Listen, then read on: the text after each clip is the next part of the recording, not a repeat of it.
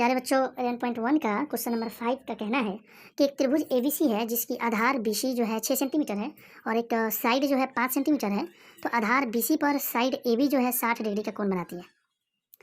तो यह एक ऐसे त्रिभुज की रचना करना है और फिर उसके बाद इसी के समरूप एक और नया त्रिभुज की रचना करना है जो इस त्रिभुज की भुजाओं की 3/4 गुनी हो।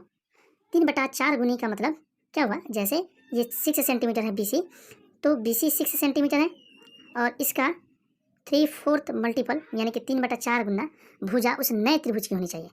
यानी कि अगर इसको हम कैंसिल करते हैं 2 से 2 दूनी 4, 2 3 6, तो ये 3 तीर का आएगा, ऊपर 9 और नीचे 2, कैंसिल होने के बाद में 4.5 सेंटीमीटर। यानी कि बीसी की संगत जो भुजा होगी वो होनी चाहिए 5.5। ऐसे ही जितनी भी एबीसी त्रिभुज जो है इसकी भुजाएं हैं, इन सब की इस त्रिभुज की जितनी भी भुजाएं हैं उन भुजाओं की 3/4 गुनी नए त्रिभुज की भुजा होनी चाहिए। तो इसके लिए सबसे पहले हम जो दिया गया त्रिभुज है, त्रिभुज एबीसी, जिसकी एक भुजा बीसी 6 सेंटीमीटर और दूसरी भुजा एबी जो है 5 सेंटीमीटर, जो 60 डिग्री के कोण पर बीसी पर झुकी हुई है, इस तरह का एक हम त्रिभुज पहले प्राप्त कर लेंगे। उसके लिए सबसे पहले हमें बीसी को ड्रॉ करना होगा। तो हमने क्या किया, एक बीसी को अभी हम खींचेंगे जो कि 6 सेंटीमीटर, यहाँ पे आपको दिख रहा होगा कि यहाँ पे बीसी कितना 6 सेंटीमीटर है। तो हम 6 सेंटीमीटर का एक रेखाखंड ले लेंगे, जैसे कि आपको दिख रहा होगा।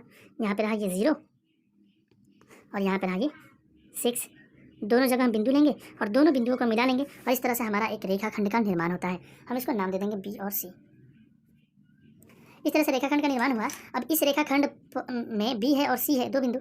जैसा कि हम रफ में देख रहे हैं कि बी पर 60 डिग्री का कोण है, तो ठीक वैसे बी पर हम 60 डिग्री का कोण खींचेंगे। आप सभी को बता दिया गया है कि 60 डिग्री का कोण कैसे खींचना है। फर्स्ट आर्क से 60 डिग्री का कोण बनता है। ये रहा फर्स्ट आर्क और इस पर हम एक मीडियम साइज का आर्क लेंगे। मीडियम साइज का आर्क का मतलब छोटा सा आर लेकर एक आर्क खींच लिया हमने। अब इतनी ही चौड़ाई प्रकार का लेते हुए, यानी कि त्रिज्या लेते हुए, एक फर्स्ट आर्क जो है इधर हम खींचेंगे जो कि 60 डिग्री का होता है। और ये जब 60 डिग्री का बन गया, आप देख सकते हैं यहाँ पे इस बिंदु को बी बिंदु से हम मिलाएंगे। ये हमारा जो है 60 डिग्री का कोण बन गया। डॉटेड लाइन से हमें इसको मिलाना है।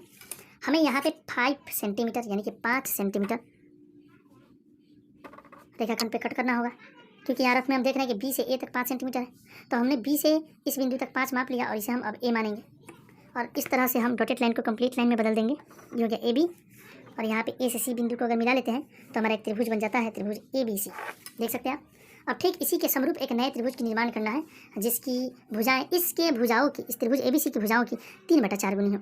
3/4 गुनी होने के लिए दोनों ये फ्रैक्शन जो आप देख रहे हैं, ऊपर 3 है नीचे 4 है, तो इसमें बड़ा जो है 4 है। एक न्यून कोण हम यहाँ पे लेंगे। आपको पहले से भी पता है, क्वेश्चन नंबर 1 से 4 तक भी आपने देखा कि न्यून कोण ही खींचना है। तो हम एक न्यून कोण खींच लेंगे। न्यून कोण की जो रेखाखंड है, जैसे कि बी से लेकर एक्स तक, बी एक्स, उस पर हम यहाँ पे जैसे बोला था कि 3/4 गुनी हमें खींचना है, तो हम 4 बार इस रेखाखंड को जो है चिन्हित करेंगे, कट करेंगे। जैसे कि एक दफ़ा हुआ, इसी तरह से फिर यहाँ रख के दूसरी दफ़ा, फिर यहाँ रख के तीसरी दफ़ा, फिर यहाँ रख के एक और चौथी दफ़ा एक आर्क लेंगे और इसका हम नाम यहाँ पे लिख लेंगे। बी से है तो B1, यहाँ पे B2, B3 और इस तरह से यहाँ पे B4। हमने जैसा पहले भी बता दिया है कि नीचे जो 4 है उस 4 से फाइनल पुराने वाले त्रिभुज की फाइनल आधार का जो एक बचा हुआ जो अंत बिंदु है, उस अंत बिंदु से मिलाते हैं। यहाँ पे नीचे 4 है तो उस 4 से हम इसको जो है मिलाएंगे सी से। तो B4 को हम सी से मिला लेंगे और ठीक इसके समांतर जो है हम ऊपर वाला जो ये 3 है तो 3 को मिलाएंगे। यानी कि B3 से एक BC पर एक रेखाखंड खींचना है जो ठीक B4 C से C के समानांतर हो। समानांतर के लिए तो एक ही है कि अंदाज के तौर पे आप ऐसे ड्रॉ कर सकते हैं, और दूसरा तरीका ये है कि आप कोण मापिए कि B4 पर BX से या BX पर B4 से कितना डिग्री का कोण बनता है। तो यहाँ पे B4 पर हम पता करेंगे कि कितना डिग्री का कोण है। तो वो पता करने के लिए हमने क्या किया, एक जो है चाप ले लिया। अब इस चाप को हम देखेंगे कि यह चाप की चौड़ाई कितनी है। यानी कि यह जो B4C हमने मिलाया वहाँ से लेकर और जो BX वाला जो रेखा है या किरण है तो वहाँ तक हम देखेंगे कि उस चाप की चौड़ाई कितनी है। हमने देख लिया कि चाप की चौड़ाई जो है इतनी है। खैर, चाप की चौड़ाई बाद में भी हम देख लेंगे। तो अगर हमें B4C के समांतर B3 से कोई रेखाखंड खींचना है तो फिर B3 पर उतना ही कोण बनाना होगा जितना कि B4 पर कोण है, यानी कि संगत कोण बराबर होनी चाहिए। तो ये दोनों कोण संगत कोण कहलाएंगे। तो हमें इतना चाप हमने ले लिया। चाप लेने के बाद में जितनी चौड़ाई यहाँ तक की थी इस चाप की, उतनी ही चौड़ाई इस चाप की होनी चाहिए। अब देखेंगे कि यह चाप की चौड़ाई कोण बनाते समय कितनी की रही है। तो हमने देखा कि चाप की जो चौड़ाई है वो इतना रहा है। इतनी ही चौड़ाई इस चाप पर लेके हम काटेंगे। हमने काट लिया तो यह प्रतिच्छेदी बिंदु यहाँ पे प्राप्त हुआ। अब B3 को उस प्रतिच्छेदी बिंदु से हम मिलाएंगे। B3 को प्रतिच्छेदी बिंदु से हमने मिलाया और इस तरह से इसके समांतर यह रेखाखंड जो है प्राप्त हुआ। फिर अब यह रेखाखंड तो प्राप्त हो गया B4C के समांतर, यहाँ पे हम एक नया नाम दे देंगे, D भी दे सकते हैं, D। तो अब हो गया कि B4C समांतर है B3 D के। अब D से एक रेखा खींचेंगे AB पर, D से एक रेखाखंड खींचेंगे AB पर, जो कि AC के समांतर होनी चाहिए। तो AC के समांतर होने के लिए C पर एक कोण बनाएंगे, कोण मापेंगे कि कितना कोण है। तो एक चाप लेना होगा, हमने एक जो है यहाँ से यहाँ तक चाप खींच लिया।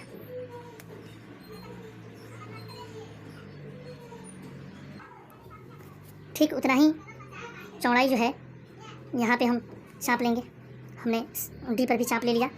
और जैसे पहले B3 पर हमने कोण मापा हुआ था, B4 पर कोण माप के उतना ही कोण हमने B3 पे खींचा, ठीक वैसे ही अभी हम कोण C पर बनने वाला कोण हम माप लिए हैं और ठीक इतना ही चौड़ाई जो है इस कोण पे हम रखेंगे और इस तरह से ऐसे कट करेंगे।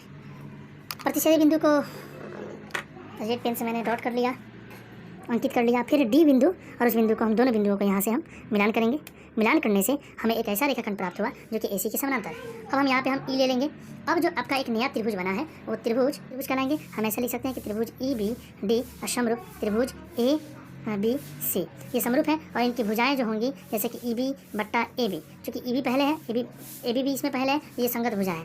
उसी तरह से BD बाद में है तो बाद में BC है, BD बट्टा BC। फिर ED, तो उसी तरह से जैसे पहले और लास्ट में लास्ट वाले वर्टेक्स को लेकर हमने ED लिखा, उसी तरह से A और C को पहले यानी कि लास्ट वाले वर्टेक्स को लेकर हम ED बाई AC लिखेंगे और यह जो इनकी भुजा होंगी वो 3/4 गुनी होगी।